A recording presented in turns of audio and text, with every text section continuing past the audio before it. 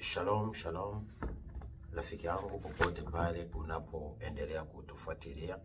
Mungu ametupa neema leo tujifunze, na Mungu ameujiza, Mungu wa ishara, Mungu wa maajabu, Mungu anayetenda, anayejibu. Yesu Kristo aliyekuwepo, yupo na aliyepo. Kuna mambo mengi anaenda kubadili kwenye mfumo wa maisha yako. Leo tunataka kutuangalie kupitia kitabu cha Yohana sura ile ya 14 mstari wa 6. Maandiko yanasema kwamba Yesu Kristo ni njia, ni kweli na uzima. Lakini pia neno linasema kwamba hakuna yeyote anayeweza kumwona Baba bila kupitia njia yake. Hakuna yeyote anayeweza kumwona Baba bila kupitia njia yake. Sasa wengi tutajiuliza, Yesu ni nani? Bwana Yesu Kristo ni nani? Njia tutaionaje? Na uzima tutaupataje? Kristo ni neno. Mungu ni neno. Usitegemee kwenye maisha yako kwamba kuna kitu kitakuja kama mfumo wa mwili uje kwako ukuvae. Hapana. Mwili wako huo, roho yako hiyo hiyo, nafsi yako hiyo hiyo, unapolipokea hili neno linabadilisha kwanza fikra. Tunaita nafsi. Unabeba nafsi ya Baba yenye roho 7 za Mungu. Unabadilishwa, roho yako inavaa roho ya neno hili ambaye ni Roho Mtakatifu. Anabadilisha mfumo wa roho yako. Lakini pia Yesu Kristo anavaa mwili wako. Mwili wako unatoka kwenye matendo ya uharibifu na hali ya uharibifu, inaanza kufanya vitu vinavyomtukuza Mungu. Na hayo ndiyo mabadiliko ya maisha ya mwanadamu. Mwanadamu anaweza kuclaim ana furaha, ana amani, ana upendo. Lakini haya yote kama hayaendani na neno, haya yote ni bure na hayatomsaidia mwanadamu. Nataka nikuulize, ni kwa asilimia ngapi umebadilishwa na neno? Ni kwa asilimia ngapi unatembea kulingana na neno? Ni kwa asilimia ngapi unalifanya neno liwe wazi, liwe hai, litengeneze uzima ndani yako? Unapoanza kufanya hivyo, usahau ugonjwa, sahau uchawi, sahau uganga, sahau ushirikina, sahau chochote kinachoweza kuzuia safari ya maisha yako.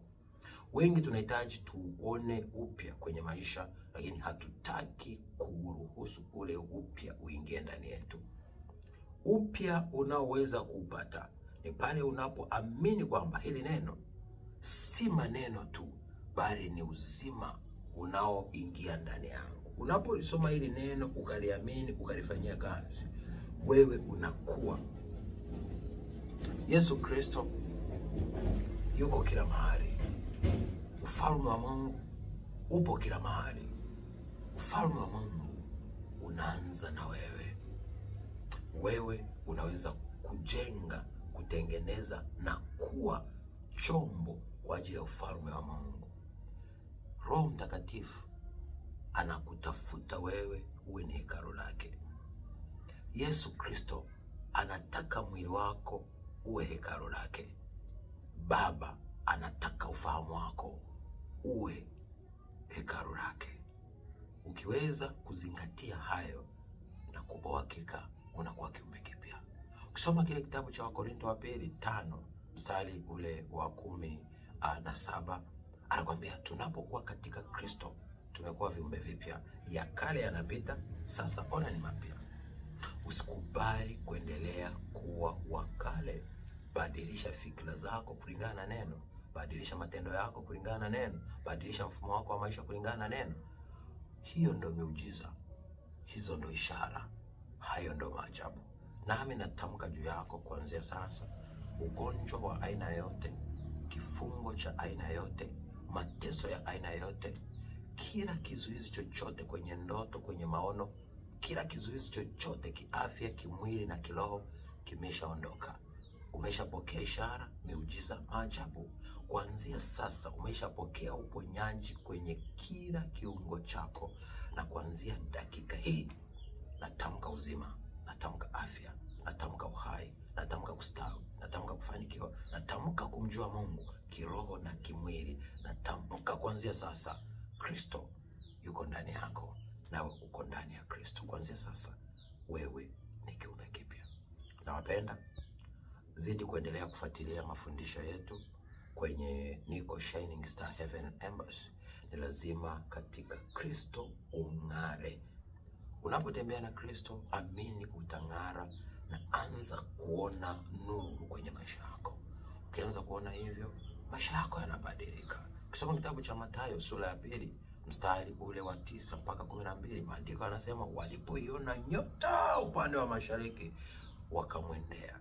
Walipomwendea ni mtoto mdogo, wakamtolea uvumba, manemane, tunu na dhahabu. Wewe kwa nini usiwe Kristo, ukabeba hiyo nyota ya Kristo, ukatembea katika Kristo na kuanza kuona matokeo mapya? Kristo ni neno. Maandiko yanasema atakayelipenda neno langu, huyo ndiye anayenipenda. Ukizingatia hilo, utashinda na zaidi ya kushinda. Nawapenda. God bless you. Thank you.